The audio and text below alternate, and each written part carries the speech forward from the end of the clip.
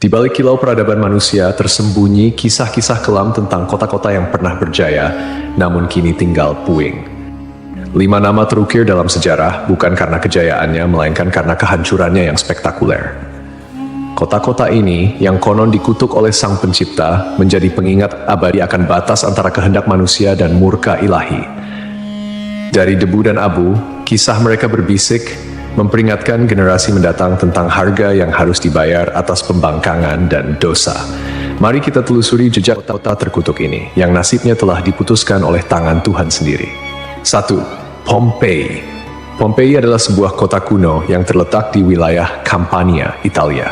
Kota ini memiliki sejarah panjang yang dimulai jauh sebelum kehancurannya secara tragis pada tahun 79 Masehi. Pompei telah berdiri sejak abad ke-7 sebelum Masehi oleh suku Ossi.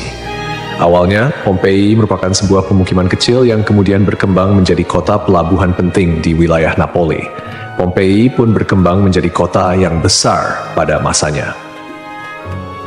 Kota ini juga dikenal yang jauh lebih subur daripada tempat lain, karena Pompei terletak di kaki Gunung Vesuvius, sebuah gunung berapi purba yang merupakan satu-satunya gunung berapi aktif di Eropa. Para petani di kota ini banyak yang menanam anggur dan zaitun. Kesuburan tanah ini merupakan salah satu faktor utama yang mendorong pertumbuhan dan kemakmuran Pompei selama berabad-abad. Meskipun Gunung Vesuvius telah lama menjadi bagian dari lanskap kota Pompei, penduduk kota tampaknya tidak menyadari bahaya yang kelak akan ditimbulkannya.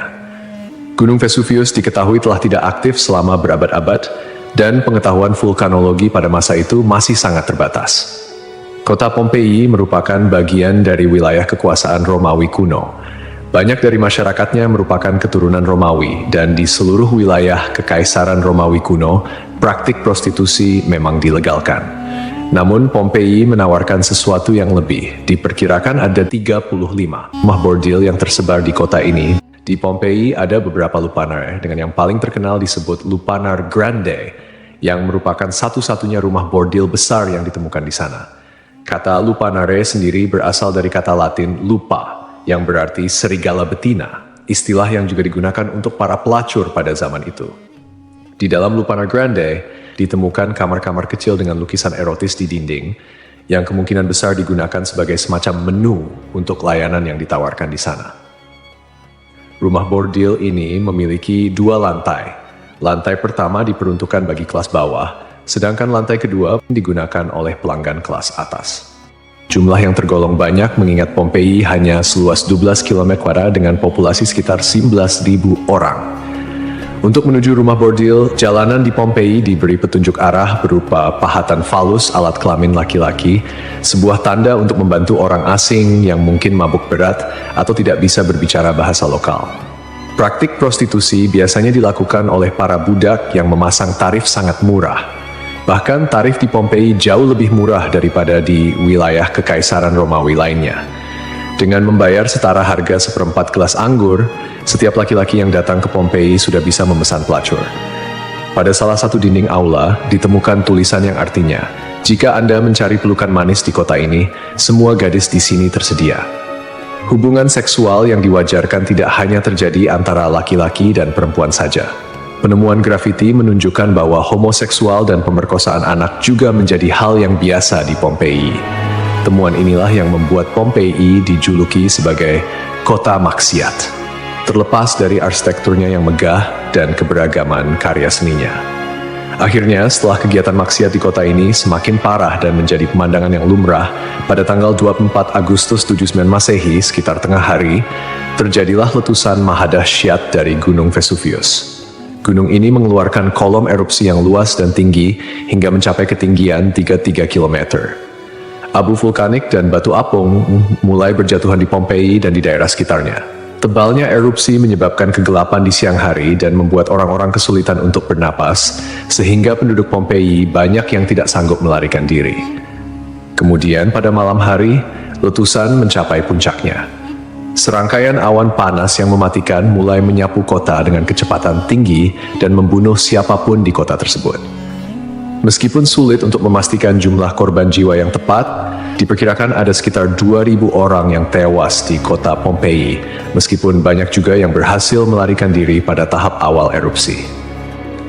Namun, mereka yang tertinggal atau terlambat melarikan diri menghadapi nasib yang sangat mengerikan. Kota maksiat ini hancur lebur bersama 500 tahun. Setelah sekian lama, Pompei ditemukan kembali pada abad ke-18 dan penggalian yang dilakukan mengungkapkan banyak artefak serta mumi-mumi yang terkubur di bawah abu vulkanik. Pompei kini menjadi simbol peringatan akan bahaya dari keangkuhan dan dosa manusia.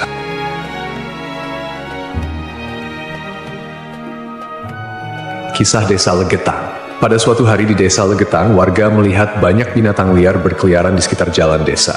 Binatang-binatang ini, seperti monyet, kera, babi hutan, dan lainnya, bukan berasal dari daerah tersebut. Setelah diselidiki, ternyata hewan-hewan ini berasal dari Gunung Pengamun-Amun, yang berada agak jauh dari Desa Legetang. Kejadian ini membuat warga khawatir dan mereka bermusyawarah untuk menyikapinya. Mereka menyimpulkan bahwa turunnya hewan-hewan dari gunung adalah pertanda akan terjadinya musibah besar. Kepercayaan lokal yang menyatakan bahwa hewan bisa merasakan bencana sebelum terjadi mendorong warga Desa Legetang untuk bertindak cepat. Mereka memutuskan untuk kerja bakti membuat parit di lembah Gunung Pengamun-Amun sebagai upaya antisipasi bencana, khususnya longsor. Desa Legetang terletak di dataran tinggi Dieng, Kecamatan Batur, Kabupaten Banjarnegara, Jawa Tengah. Desa ini dikenal dengan tanahnya yang sangat subur, bahkan lebih subur dibandingkan desa-desa lainnya di sekitarnya. Sebagai contoh, jika semangka yang ditanam di desa lain hanya mencapai berat sekitar 6 kg, semangka yang ditanam di Legetang bisa mencapai 10 hingga 12 kg. Setelah parit selesai dibuat, kehidupan di desa kembali normal. Desa Legetang adalah desa yang makmur, hanya sedikit orang miskin di sana. Banyak saudagar kaya yang hidup mewah dan uang sering dihamburkan untuk hiburan. Setiap malam, mereka sering berjudi dan mengadakan berbagai hiburan yang tidak pantas, seperti kesenian lengger yang kadang berujung pada tindakan asusila. Kesenian ini yang hanya dilakukan di desa tersebut menjadi simbol betapa jauhnya masyarakat desa ini dari nilai-nilai agama dan moral. Setiap malam, penduduk Desa Legetang terlibat dalam berbagai bentuk kemaksiatan, termasuk perjudian, mabuk-mabukan, dan seks bebas. Mereka yang tidak terlibat dalam perilaku ini tampaknya membiarkannya, seolah-olah itu adalah hal yang wajar. Beberapa sumber melaporkan bahwa tingkat kemaksiatan di desa ini sangat tinggi, dengan beberapa laporan ekstrem seperti hubungan seksual antara anak dan ibu kandung. Desa Legetang mengalami hujan yang sangat lebat.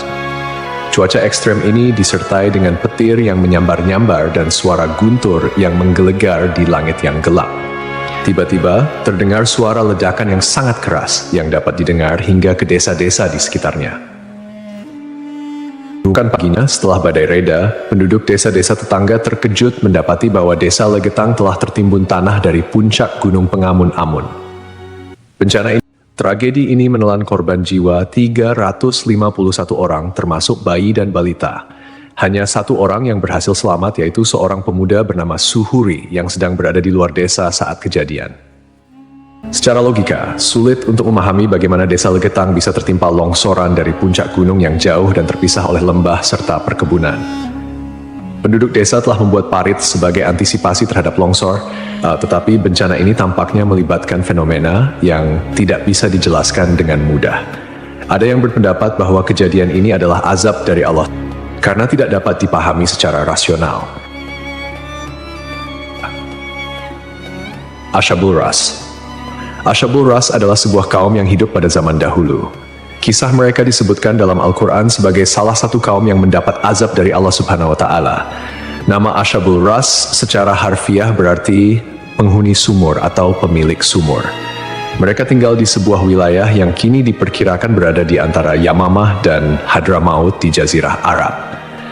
Kehidupan Ashabul Ras sangat bergantung pada sebuah sumur besar yang menjadi sumber air utama. Tidak hanya menjadi pusat kehidupan, tetapi juga menjadi simbol kemakmuran dan identitas kaum tersebut.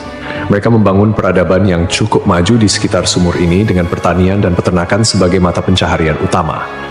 Namun, meskipun telah diberi nikmat berupa sumber air yang melimpah, Ashabul Ras justru menyalahgunakan anugerah tersebut.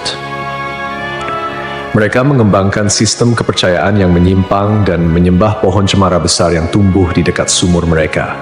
Pohon ini dianggap suci dan dijadikan objek penyembahan, menggantikan Allah Subhanahu wa Ta'ala sebagai Tuhan yang seharusnya disembah. Kemusyrikan Asyabul Ras tidak berhenti pada penyembahan pohon saja. Mereka juga mengembangkan praktik-praktik yang bertentangan dengan ajaran tauhid, seperti membuat patung-patung yang merepresentasikan dewa-dewa mereka, kemudian melakukan ritual dan persembahan kepada pohon cemara, serta menolak ajaran-ajaran monoteisme yang dibawa oleh para nabi dan rasul.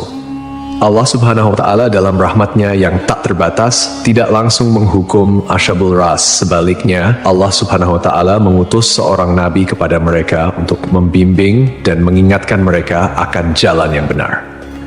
Nabi yang diutus ini, menurut beberapa riwayat, adalah Nabi Syuaib, meskipun ada juga yang berpendapat bahwa ia adalah nabi yang lain yang namanya tidak disebutkan dalam Al-Quran. Nabi yang diutus kepada Asyabul Ras berusaha dengan gigih untuk mengajak kaumnya kembali ke jalan yang lurus.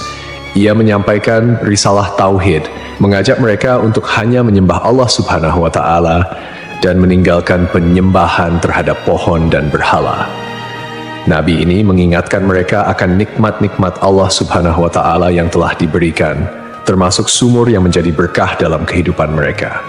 Namun, meski telah diingatkan, mereka tetap keras kepala dalam kekufuran dan kemusyrikan, bahkan mulai mengancam dan memusuhi Nabi yang diutus kepada mereka. Penolakan ini berlangsung dalam waktu yang cukup lama, menunjukkan kesabaran Allah Subhanahu wa Ta'ala dalam memberi kesempatan kepada hamba-hambanya untuk bertaubat. Setelah bertahun-tahun menolak ajakan Nabi mereka dan tetap teguh dalam kekufuran, akhirnya azab Allah Subhanahu wa Ta'ala turun kepada kaum Asyabul Ras. Azab ini datang sebagai konsekuensi dari penolakan mereka yang terus-menerus terhadap ajaran tauhid dan ketekunan mereka dalam menyembah selain Allah Subhanahu wa Ta'ala. Menurut beberapa riwayat, azab yang menimpa Asyabul Ras terjadi dalam beberapa tahap. Pertama, terjadi kekeringan dan paceklik. Allah Subhanahu wa Ta'ala mulai mengurangi curahan rahmatnya dengan menahan air hujan. Akhirnya, terjadi kekeringan berkepanjangan. Tanaman-tanaman mereka mengering dan ternak mereka mulai mati kelaparan. Ini merupakan peringatan awal bagi Asyabul Ras, namun mereka tetap tidak mengindahkannya. Kemudian terjadi pencemaran sumur. Sumur yang menjadi sumber kehidupan mereka tiba-tiba tercemar. Airnya berubah warna, berbau busuk, dan tidak layak dikonsumsi. Hal ini menyebabkan krisis air yang parah di kalangan Asyabul Ras. Lalu datanglah gempa bumi. Sebuah gempa dahsyat mengguncang wilayah tempat tinggal Asyabul Ras. Gempa ini menghancurkan bangunan-bangunan dan infrastruktur yang telah mereka bangun selama bertahun-tahun. Akhirnya, mereka pun binasa, meninggalkan kisah yang menjadi peringatan bagi generasi-generasi setelahnya tentang konsekuensi dari menolak petunjuk ilahi dan hidup dalam kemusyrikan.